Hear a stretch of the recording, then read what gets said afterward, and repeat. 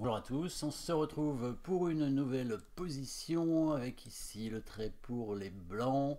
On remarquera les pièces blanches évidemment en direction du roi noir, hein, avec bien sûr les deux tours, mais principalement cette tour en G3 ici qui est juste devant le roi. La dame blanche qui est prête à faire une action évidemment sur le roi noir aussi.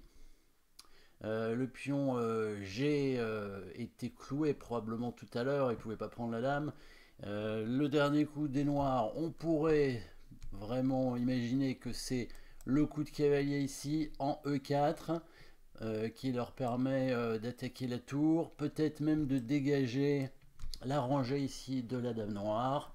Donc les noirs sont vraiment en défense, hein, sur le roi.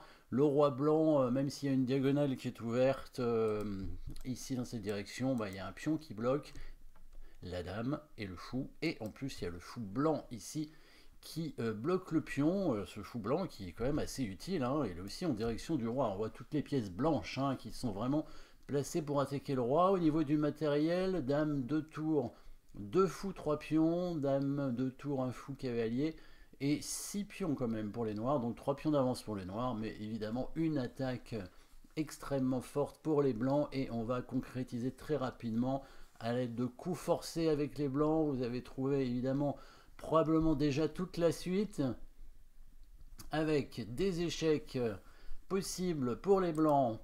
Alors il y a un échec de fou évidemment en prenant ce pion.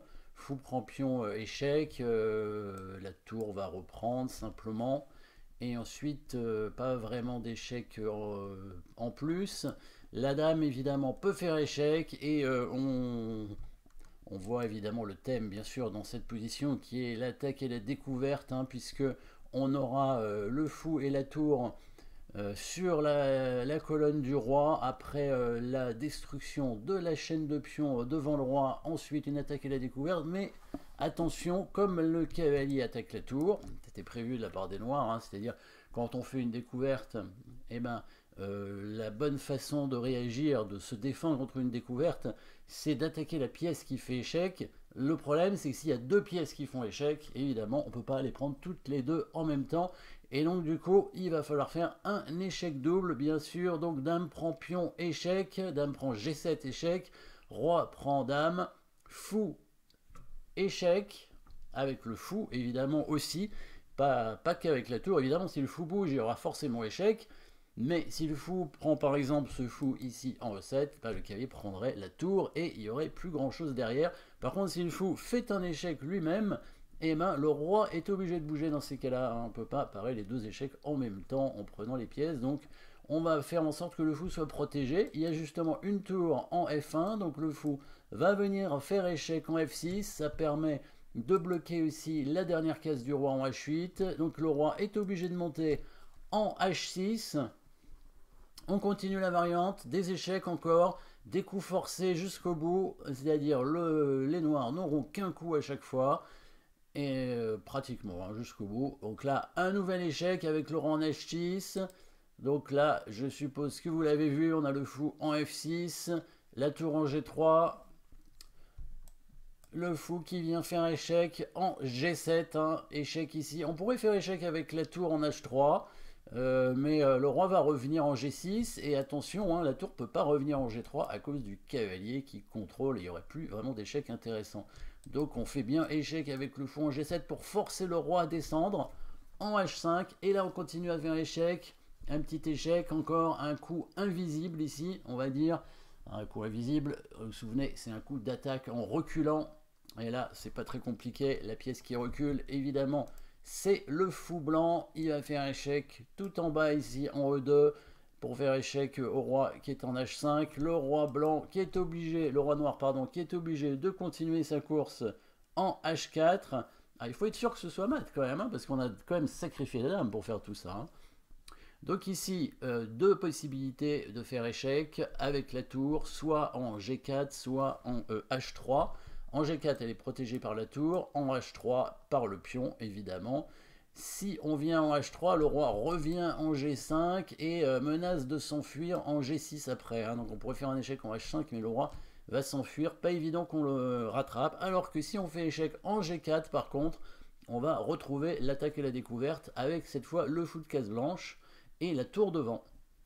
Parce que le roi est obligé de revenir en H5 hein, quand la tour fait échec en G4 ici, protégé par le fou, le roi est obligé de revenir en H5, on a une possibilité d'attaquer la découverte, mais on a aussi la possibilité de faire un échec simple avec la dernière pièce qui n'a pas encore bougé, qui n'a pas encore été utilisée pour faire échec. Et ben c'est bien cette tour là, et la tour elle va monter comme ça en F5 pour attaquer le roi tout simplement. Hein, avec ensuite, le seul coup pour les noirs sera de couvrir l'échec en mettant une pièce au milieu. Hein, donc il va mettre une pièce en G5.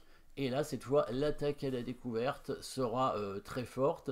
Est-ce que ce sera mat en un coup? Non, ce sera mat encore en plusieurs coups, mais on aura déjà éliminé un défenseur supplémentaire. Donc après, tout dépend. Hein, s'il met son cavalier ou son fou, s'il met son fou, dans tous les cas, on va prendre la pièce qui va couvrir avec la tour en G4 pour permettre une attaque double, enfin un échec double, ce qui obligera le roi à revenir en H4. Et là, il suffira normalement de reculer la tour pour faire mat. On va regarder tout ça. Donc dame prend G7 échec, tout est forcé jusqu'au bout. Que des échecs et les coups des noirs sont forcés, sauf à la toute fin où il peut mettre le fou et le cavalier pour couvrir. Mais ça change rien, on va prendre le fou et on va reculer la tour. Roi prend, échec, double échec avec le fou. Le roi est obligé d'aller en H6. On continue avec le fou. Ça force le roi à reculer encore. Le petit coup invisible, très important. Le coup qui recule pour faire échec. Le fou, on va vraiment utiliser toutes les pièces ici. Hein. Le fou qui donne échec. Voilà, il n'y a pas d'autre choix pour les noirs que de descendre leur roi. La tour remonte pour faire échec. Le roi est obligé de remonter. Il y a les pions qui font barrage en dessous, hein, bien sûr. Et là, la tour qui monte, c'est quand même le meilleur coup. La dernière pièce qui n'avait pas encore été utilisée. Et là, il met ce qu'il veut hein, en G5. De toute façon, il n'a pas le choix. Un fou ou un cavalier. On va prendre le fou avec la tour G4 pour pouvoir faire évidemment double échec hein, ici. Et là, le petit mat. Il y a plusieurs mats en un coup. Hein, mais moi, je voyais celui-ci, évidemment. C'était... le petit coup de tour qui permet une sorte d'escalier avec les deux tours ici, voilà, comme ça. Sinon, il y avait bien sûr aussi ce coup de tour en H5, hein, protégé bien sûr par le fou et la tour, et le fou qui contrôle ici cette diagonale. Donc le roi noir est bloqué. Voilà, petite combinaison avec des coups forcés jusqu'au bout, bien sûr, à travailler sans bouger les pièces à partir de la position de départ. Merci à tous d'avoir suivi cette position. N'oubliez pas de vous abonner et à très bientôt.